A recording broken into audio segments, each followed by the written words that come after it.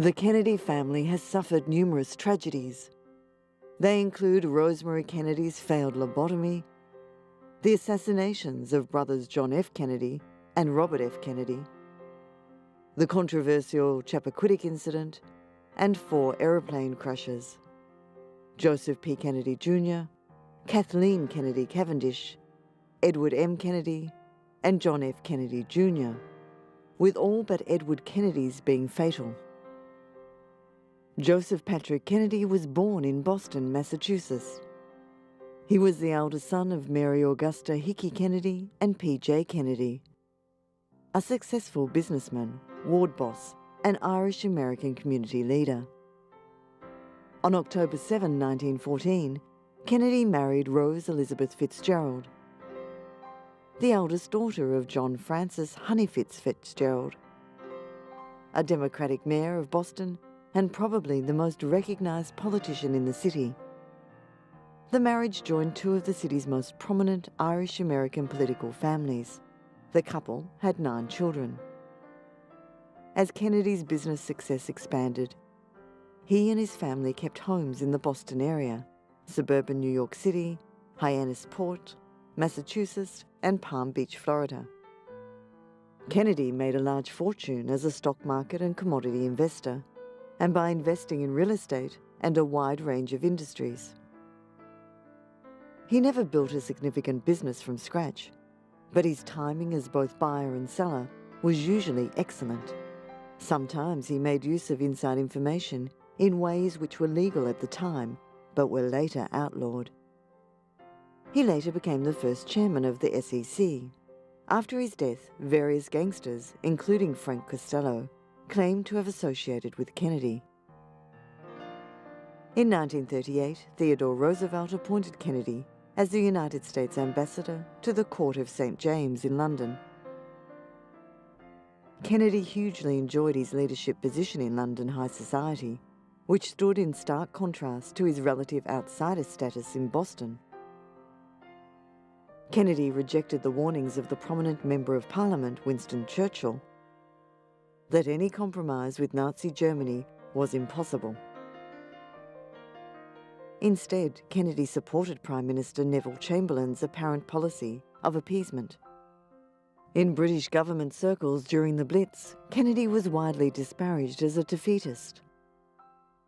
When the American public and Roosevelt administration officials read his quotes on democracy being finished and his belief that the Battle of Britain wasn't about fighting for democracy, all of it being just bunk, they realised that Kennedy could not be trusted to represent the United States. Joe Kennedy was a fiercely ambitious individual who thrived on competition and winning, and in his eyes, the ultimate price was the American presidency. Joe Kennedy wanted his first son, Joe Jr., to become president, but after his death in World War II, he became determined to make his eldest surviving son, John, president. Joe Kennedy was consigned to the political shadows after his remarks during World War II that democracy is finished, and he remained an intensely controversial figure among US citizens because of his suspect business credentials, his Roman Catholicism, his opposition to Roosevelt's foreign policy, and his support for Joseph McCarthy. As a result, his presence in John F. Kennedy's presidential campaign had to be downplayed. Having him in the spotlight would hurt John, making it look as if it were his father who was running for president. However, Joe Kennedy still drove the campaign behind the scenes. He played a central role in planning strategy, fundraising, and building coalitions and alliances. When John F. Kennedy was asked about the level of involvement and influence that his father had held in his razor-thin presidential victory, JFK would joke that on the eve before the election, his father had asked him the exact number of votes he would need to win. There was no way he was paying for a landslide. John's presidency was a victory for Joe. He saw it as a step forward, not just for his son, but for the entire Kennedy family. Joe was a family man and strategically constructed his family's image towards the public.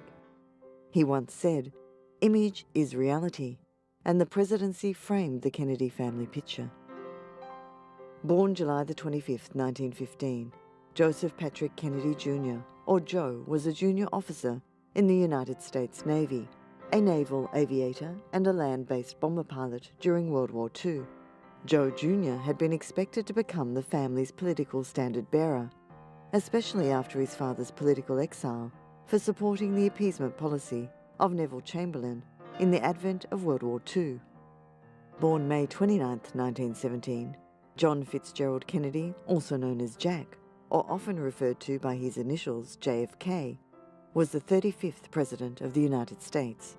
John represented Massachusetts' 11th Congressional District in the U.S. House of Representatives from 1947 to 1953 as a Democrat. John defeated then Vice President Richard Nixon in the 1960 U.S. presidential election. Born on September 13, 1918, Rose Marie Kennedy, also known as Rosemary, was a placid and easygoing child and teenager. However, the maturing Kennedy became increasingly assertive in her personality.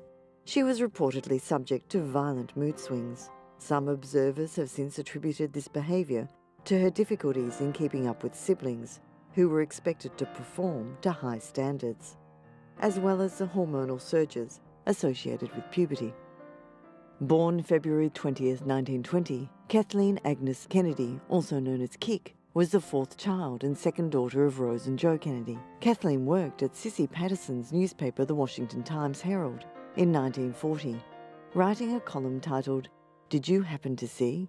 In 1943, she returned to England to work in a centre for servicemen, set up by the Red Cross.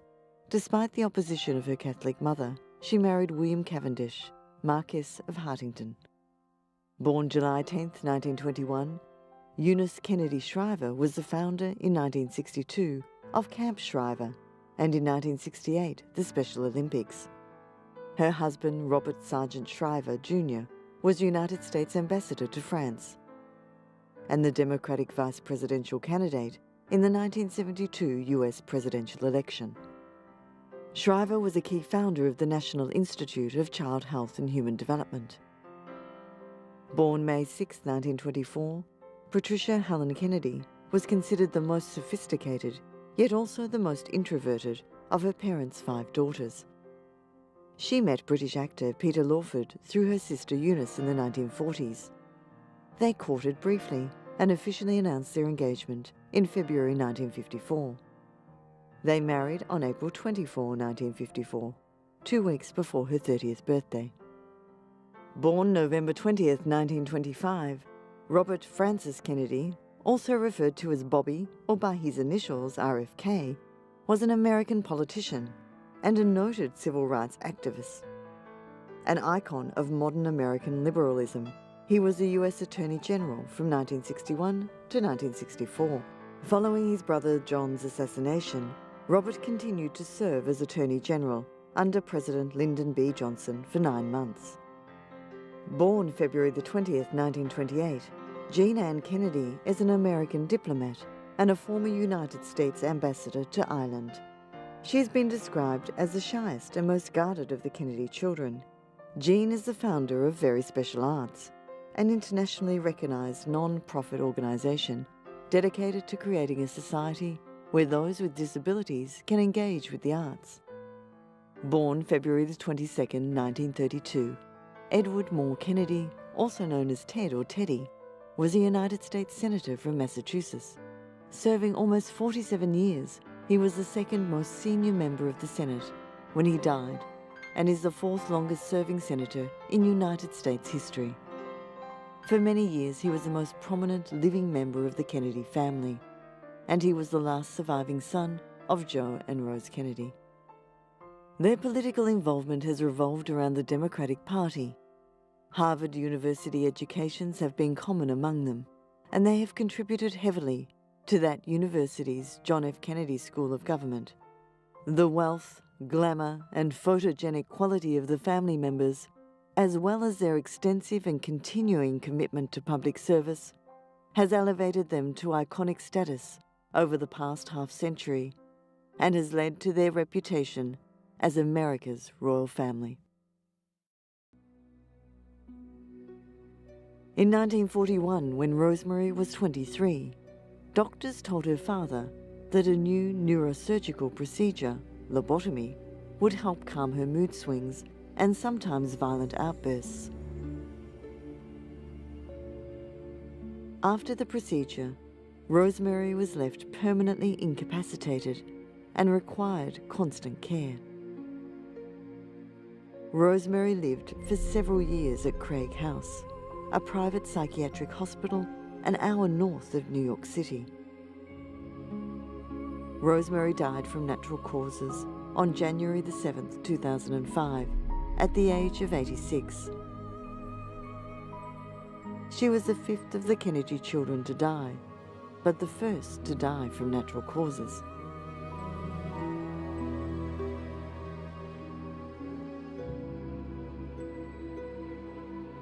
Joseph Kennedy Jr. earned his wings as a naval aviator in May 1942 and was sent to Britain in September 1943. In mid-1944, he volunteered for an Operation Aphrodite mission. Operation Aphrodite made use of unmanned, explosive-laden aeroplanes that were deliberately crashed into their targets under radio control. These aircraft could not take off safely on their own, so a crew of 2 would take off and fly to 2,000 feet before parachuting from the aircraft. Sadly, 10 minutes before the planned crew bailout, the Torpex explosive detonated prematurely and destroyed the Liberator, vaporizing Joe Jr. and his co-pilot. Joseph Patrick Kennedy Jr. died on August 12, 1944, at the age of 29.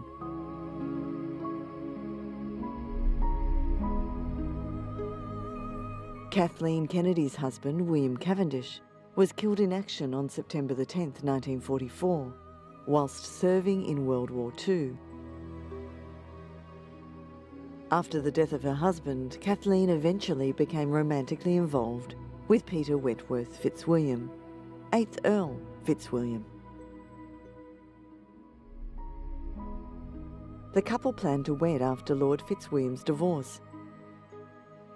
However, while on a trip to the south of France, both were killed as a result of an aeroplane crash. Kathleen Agnes Kennedy died on May 13, 1948, at the age of 28.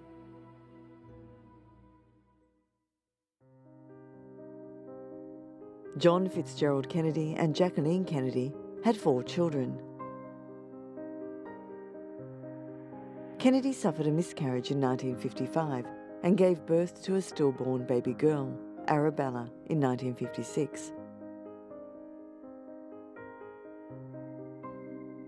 Jacqueline Kennedy subsequently gave birth to a second daughter, Caroline, in 1957, a son, John, in 1960, both via caesarean section.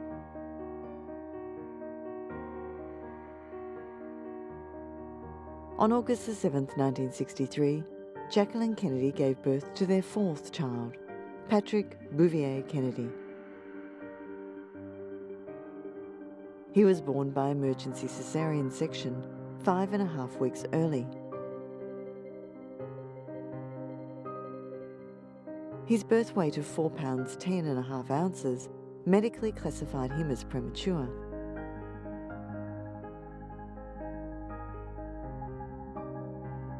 Right after his birth, he was transferred to Boston Children's Hospital, where he died 2 days later of hyaline membrane disease.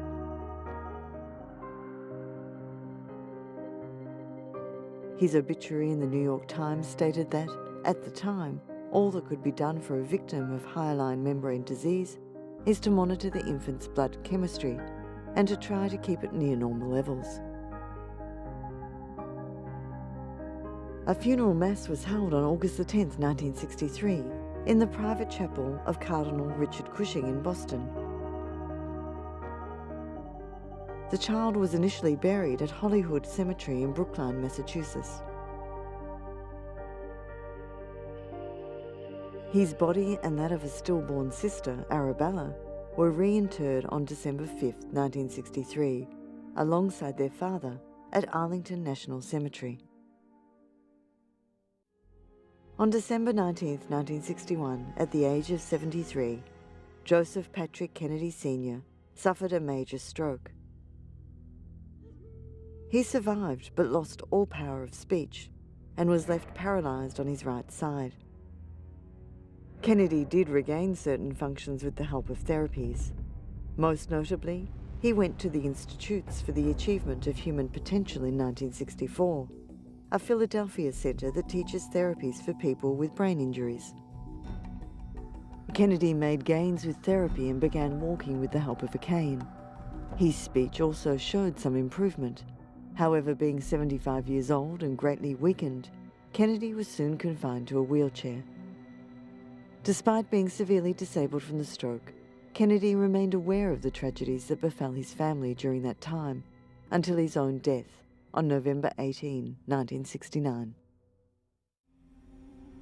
In 1946, US Representative James Michael Curley vacated his seat in the strongly Democratic 11th Congressional District in Massachusetts, at Joe's urging to become mayor of Boston.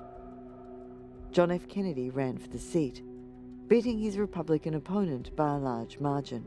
He then served as a congressman for 6 years. In the 1952 election, he defeated incumbent Republican Henry Cabot Lodge, Jr. for the US Senate seat. The following year, he was married to Jacqueline. Jacqueline Bouvier married John F. Kennedy on September 12, 1953, at St. Mary's Church in Newport, Rhode Island, in a mass celebrated by Boston's Archbishop Richard Cushing. On January 2, 1960, Kennedy initiated his campaign for president in the Democratic primary election, where he faced challengers from Senator Hubert Humphrey of Minnesota and Senator Wayne Morse of Oregon. Kennedy defeated Humphrey in Wisconsin and West Virginia, Morse in Maryland and Oregon. His victory in West Virginia confirmed his broad popular appeal. At the Democratic convention, he gave his well-known New Frontier speech, saying, "For the problems are not all solved, and the battles are not all won, and we stand today on the edge of a new frontier." On Thursday, 21, the President and First Lady arrived in San Antonio to deliver a dedication speech for US Air Force School of Aerospace Medicine at Brooks Air Force Base. Kennedy expressed modern, liberal, and sometimes idealistic views during his presidency, giving some of the most memorable and profound speeches. Mr. Thank you. Mr. Secretary, Governor, Mr. Vice President, Senator, members of the Congress, members of the military, ladies and gentlemen. For more than 3 years, I've spoken about the new frontier. This is not a partisan term, and it's not the exclusive property of Republicans or Democrats. It refers instead to this nation's place in history, to the fact that we do stand on the edge of a great new era, filled with both crisis and opportunity, an era to be characterized by achievement and by challenge. On Friday, November 22, 1963, Kennedy, his wife Jacqueline, and the rest of the presidential entourage arrived at Love Field in Dallas, Texas, aboard Air Force One, after a very short flight from nearby Carswell Air Force Base in Fort Worth.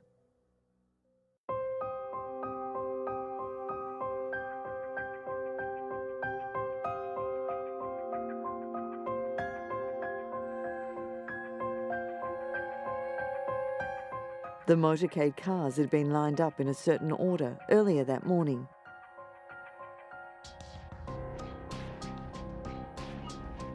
The original schedule was for the President to proceed in a long motorcade from Love Field through downtown Dallas and end at the Dallas Business and Trade Mart.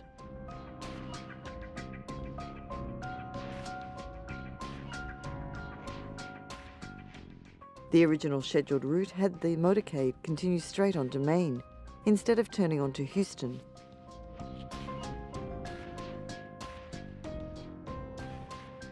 But it was discovered that Elm Street provided the only direct link from Dealey Plaza to the Stemmons Freeway. Thus, the route was altered. The presidential motorcade began its route without incident. stopping twice so President Kennedy could shake hands with some Catholic nuns.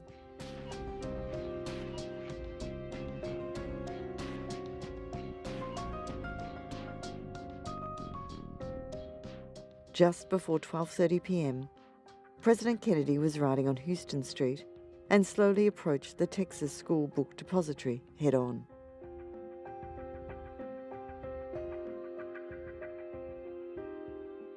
According to witnesses, the shooting began shortly after the limousine made the turn from Houston onto Elm Street.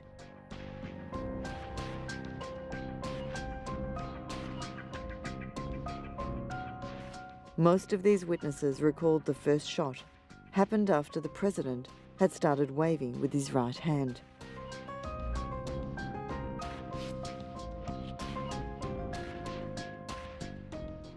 The limo driver and police motorcycles turned on their sirens and raced at full speed to Parkland Hospital,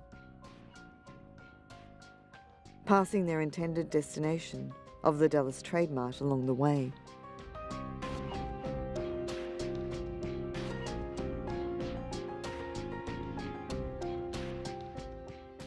President Kennedy was pronounced dead shortly after arrival at Parkland Memorial Hospital.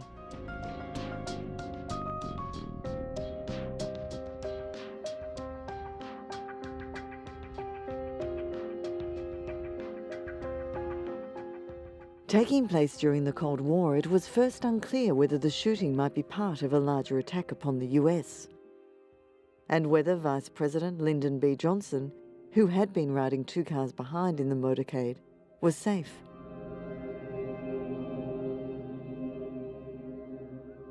Around the world, there was a stunned reaction.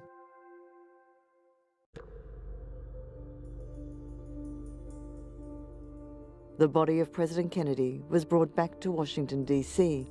and placed in the East Room of the White House for 24 hours. Vice President Johnson took the oath as president on board that flight.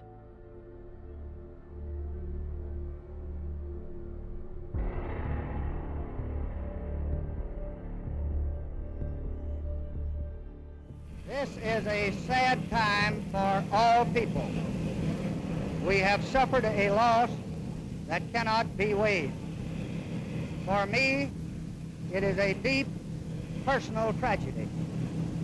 I know that the world shares the sorrow that Mrs. Kennedy and her family bear. I will do my best. That is all I can do. I ask for your help and God's. The news shocked the nation. Men and women wept openly. People gathered in department stores to watch the television coverage, while others prayed. Traffic in some areas came to a halt as the news spread from car to car. Schools across the US dismissed their students early. Anger against Texas and Texans were reported from some individuals. Various Cleveland Brown fans, for example, carried signs at the next Sunday's home game against the Dallas Cowboys, decrying the city of Dallas as having killed the president.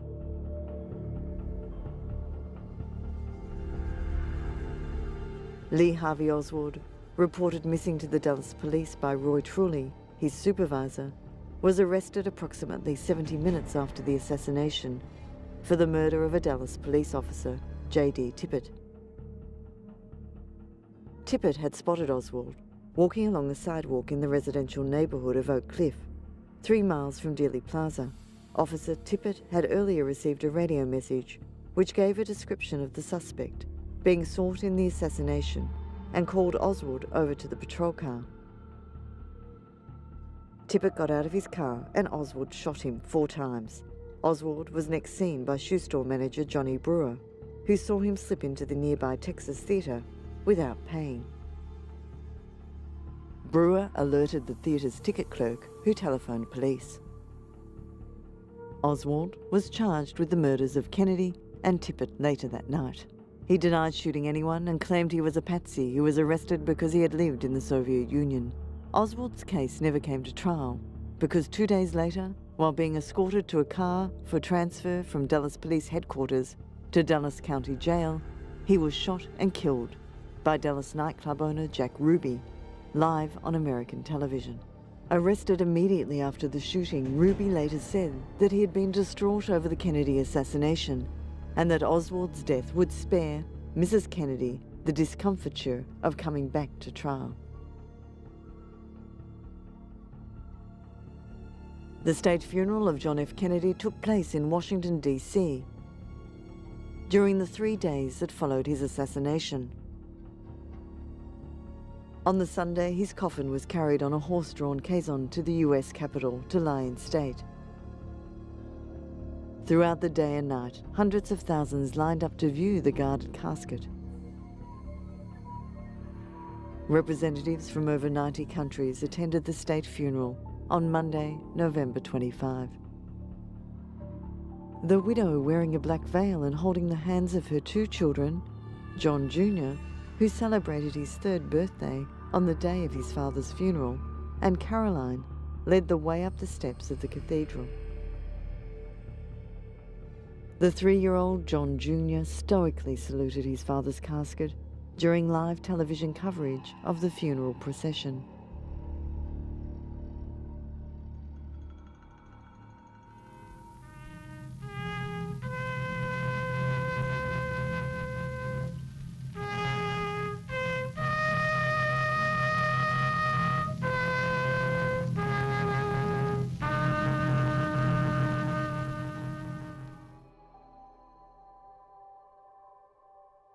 After the Requiem Mass, the late president was laid to rest at Arlington National Cemetery in Virginia.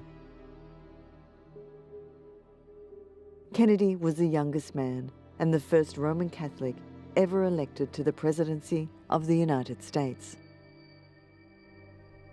His administration lasted 1,037 days.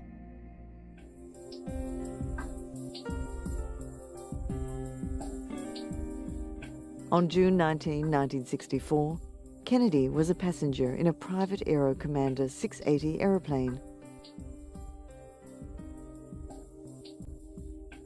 Flying in bad weather from Washington to Massachusetts, it crashed into an apple orchard in the western Massachusetts town of Southampton.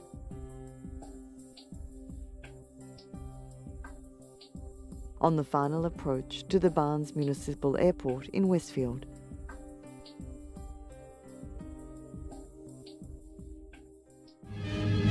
tragedy strikes again at the Kennedy family, but the blow to Senator Ted Kennedy is not fatal. The crash of his befogged plane in an apple orchard near Springfield, Massachusetts, did, however, kill his pilot and his aide.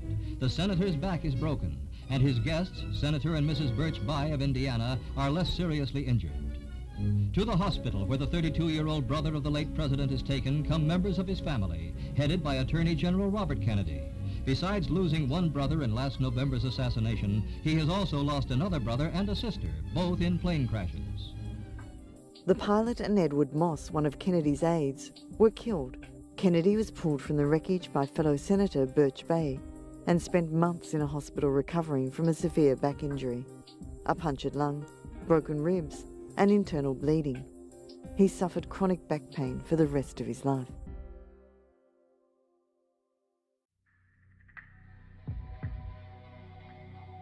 In 1968, presidential primary elections in California were held on Tuesday, June 4. 4 hours after the polls closed in California, Kennedy claimed victory in the state's Democratic presidential primary. At approximately 12:10 a.m., he addressed his campaign supporters in the Ambassador Hotel's Embassy Room Ballroom in the Mid-Wilshire district of Los Angeles. At the time, the government provided Secret Service protection for incumbent presidents, but not for presidential candidates.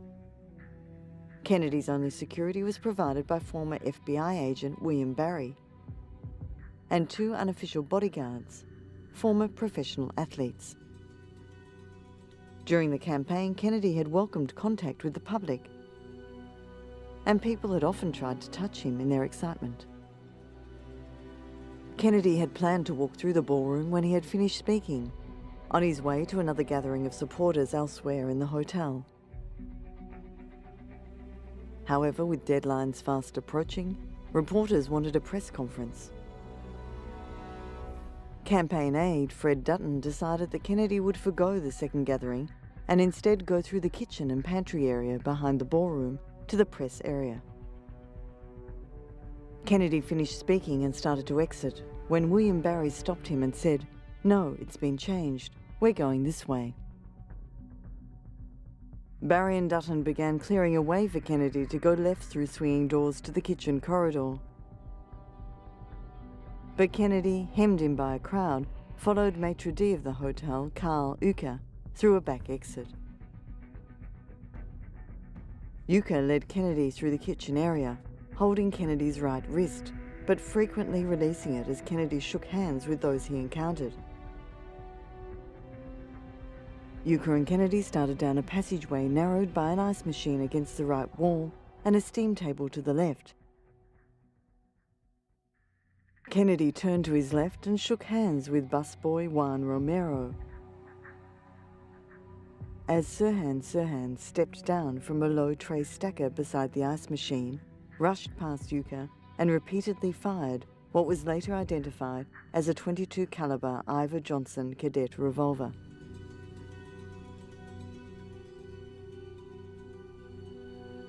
After Kennedy had fallen to the floor, security man Bill Barry saw Sirhan holding a gun and hit him twice in the face,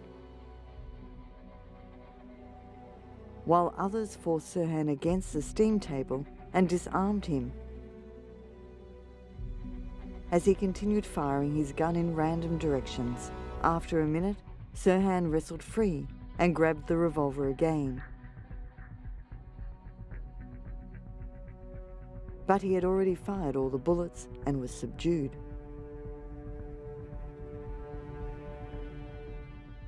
Barry went to Kennedy and laid his jacket under the candidate's head, later recalling, "I knew immediately it was a .22, a small caliber, so I hoped it wouldn't be so bad. But then I saw the hole in the senator's head, and I knew." Reporters and photographers rushed into the area from both directions, contributing to the confusion and chaos. As Kennedy lay wounded, Juan Romero cradled the senator's head and placed a rosary in his hand. Kennedy asked Romero, "Is everybody safe, okay?" And Romero responded, Yes, everything is going to be okay." Ethel Kennedy stood outside the crush of people at the scene, seeking help. She was soon led to her husband and knelt beside him. He turned his head and seemed to recognize her.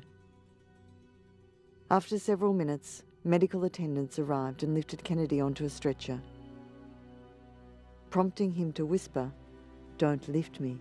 He lost consciousness shortly thereafter. Kennedy was taken a mile away to Central Receiving Hospital, where he arrived near death.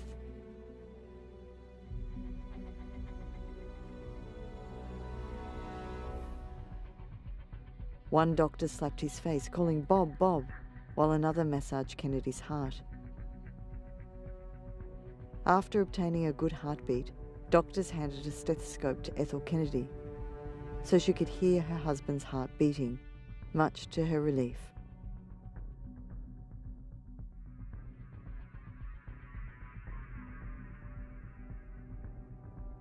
After about 30 minutes, Kennedy was transferred several blocks to the Hospital of the Good Samaritan for surgery.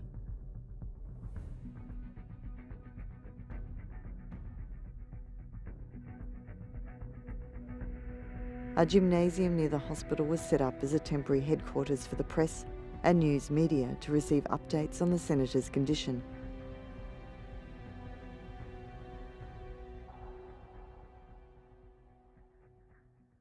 Surgery began at 3:12 a.m. and lasted 3 hours and 40 minutes.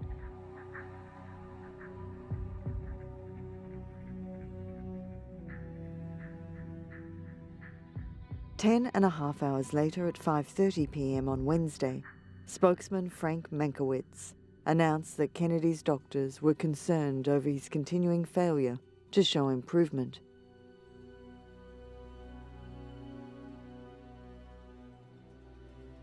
His condition remained extremely critical as to life.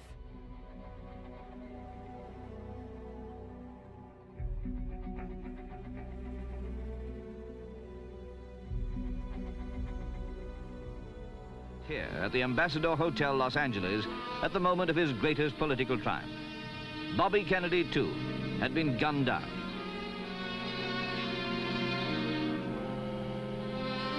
For 25 hours, he clung to life at the Good Samaritan Hospital, a bullet lodged in his brain. Surgeons fought to save him. Waiting crowds prayed. Their prayers echoed throughout the United States, throughout the world. It was unbelievable that such a tragedy could happen twice in the same family. Jackie Kennedy, sister-in-law, widow of the late president, arrived to join the family's bedside vigil. She knew so well the horror of this moment.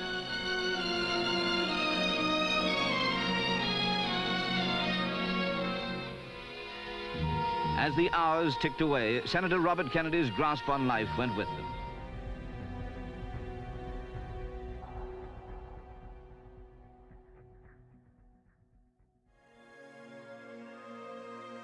Kennedy had been shot 3 times. One bullet, fired at a range of about 1 inch, entered behind his right ear, dispersing fragments throughout his brain.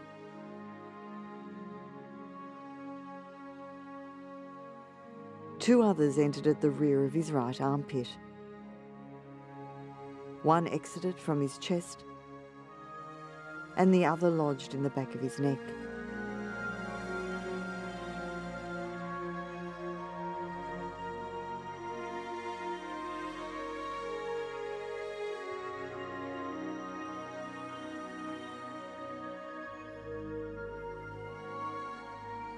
Now this train was bearing the body of Robert to join his brother on that hillside.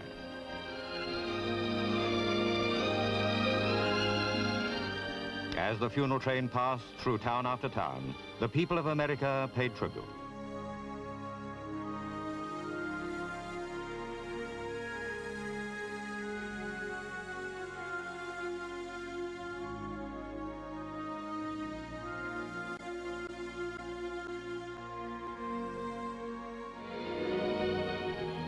The flag which had draped the coffin was folded in traditional manner by Colonel Glenn as the family sadly looked on. Colonel Glenn handed it to Senator Edward Kennedy. It now belonged to the widow, the 10 orphan children, and the unborn infant that will never know its great father.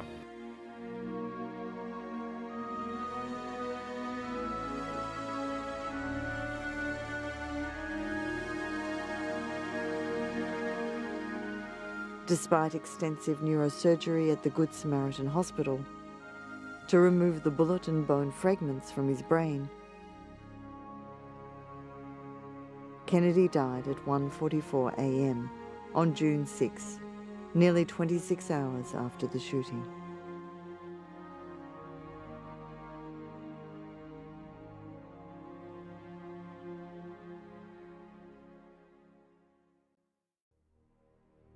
In 1969, the circumstances involving the death of Mary Jo Kopechne, whose body was discovered underwater inside an automobile belonging to US Senator Edward M. Kennedy, became known as the Chappaquiddick incident. During the early morning hours of July 19, 1969, Kopechne's body was found inside a car in a tidal channel on Chappaquiddick Island, Massachusetts. Edward Kennedy had been driving Mary Jo home from a party he had hosted the night before, when he accidentally drove off a bridge and crashed into the water below. Edward survived the crash and swam to shore. He attempted to rescue Mary Jo several times by diving back into the water, before eventually returning to the party on foot to get help. Edward enlisted the help of 2 men, Joseph Gargan and Paul Markham. Both men returned with Edward to where the car had entered the water and attempted to rescue Mary Jo.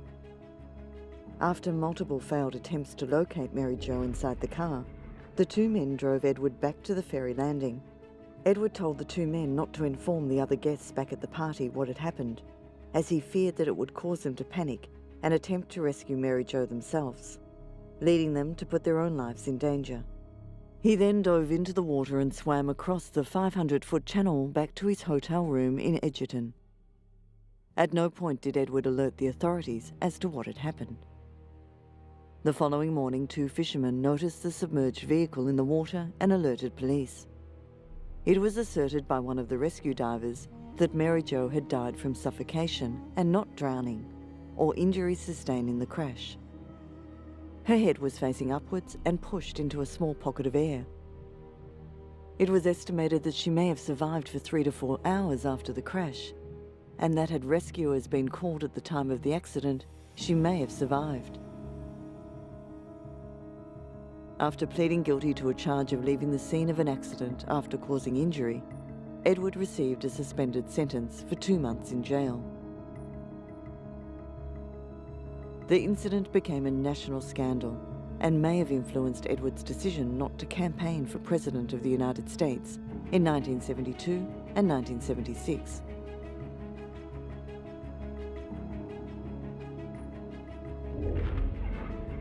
Edward finally announced his candidacy for the presidency in 1979, challenging incumbent President Jimmy Carter for the Democratic nomination for the 1980 election. Edward lost the nomination to Jimmy Carter, but remained a senator until his death from brain cancer on Tuesday, August 25, 2009.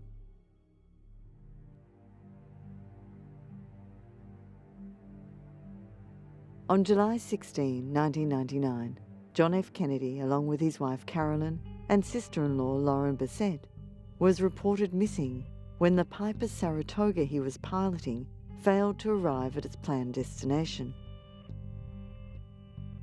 A search commenced more than 15 hours later to locate them, finally ending in the late afternoon hours of July 21, when the bodies of John F. Kennedy Jr., his wife and his sister-in-law were recovered from the ocean floor by Navy divers. The National Transportation Safety Board determined that the plane had crashed into the Atlantic Ocean off Martha's Vineyard, the probable cause being pilot error. In the evening of July 21, autopsies at the County Medical Examiner's Office revealed that the crash victims had died upon impact.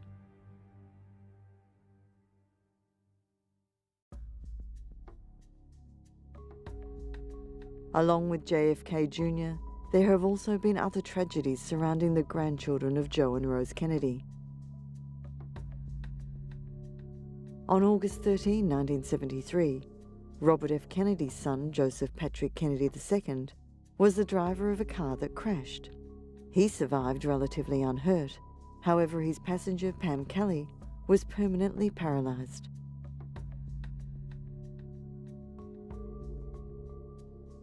Cara A. Kennedy Allen was the eldest daughter of Edward M. Kennedy.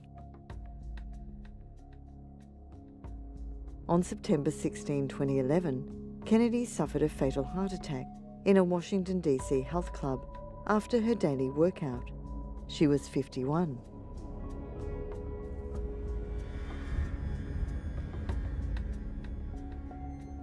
Mary Richardson Kennedy, wife of Robert F. Kennedy Jr., hanged herself on the grounds of her home in Bedford on May 16, 2012.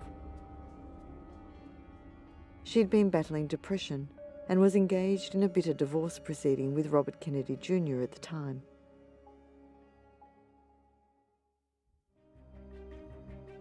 Following the 1960 election of US President John F. Kennedy, he and his two younger brothers, Robert F. Kennedy and Edward M. Kennedy, soon all held prominent positions in the federal government and received intensive publicity, often emphasizing their youth, allure, education, and collective future in politics.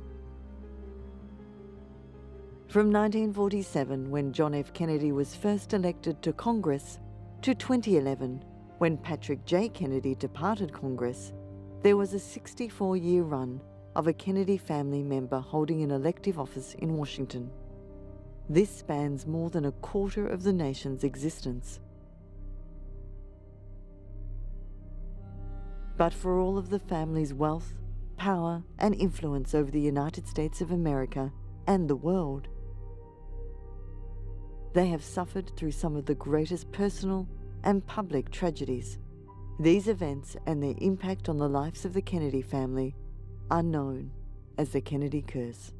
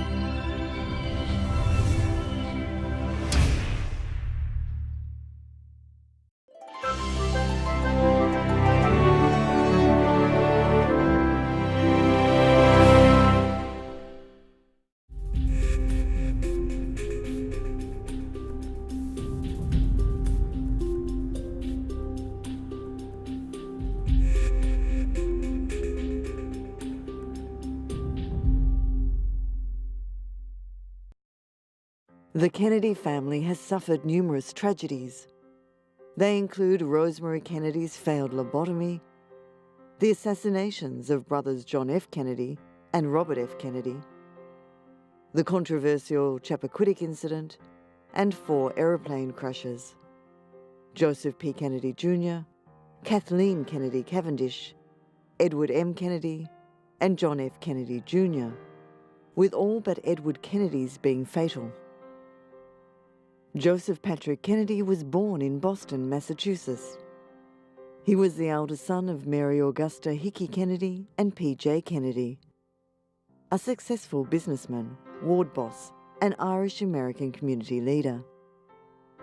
On October 7, 1914, Kennedy married Rose Elizabeth Fitzgerald, the eldest daughter of John Francis Honeyfitz Fitzgerald, a naval aviator and a land-based bomber pilot during World War II.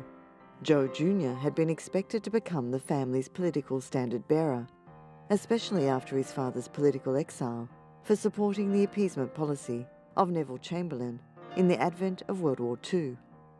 Born May 29, 1917, John Fitzgerald Kennedy, also known as Jack, or often referred to by his initials JFK, was the 35th President of the United States. John represented Massachusetts' 11th Congressional District in the U.S. House of Representatives from 1947 to 1953 as a Democrat. John defeated then Vice President Richard Nixon in the 1960 U.S. presidential election. Born on September 13, 1918, Rose Marie Kennedy, also known as Rosemary, was a placid and easygoing child and teenager. However, the maturing Kennedy became increasingly assertive in her personality. She was reportedly subject to violent mood swings. Some observers have since attributed this behaviour to her difficulties in keeping up with siblings, who were expected to perform to high standards, as well as the hormonal surges associated with puberty. Born February 20, 1920, Kathleen Agnes Kennedy, also business credentials, his Roman Catholicism, his opposition to Roosevelt's foreign policy, and his support for Joseph McCarthy. As a result, his presence in John F. Kennedy's presidential campaign had to be downplayed. Having him in the spotlight would hurt John, making it look as if it were his father who was running for president. However, Joe Kennedy still drove the campaign behind the scenes. He played a central role in planning strategy, fundraising, and building coalitions and alliances. When John F. Kennedy was asked about the level of involvement and influence that his father had held in his razor-thin presidential victory, JFK would joke that on the eve before the election, his father had asked him the exact number of votes he would need to win. There was no way he was paying for a landslide. John's presidency was a victory for Joe.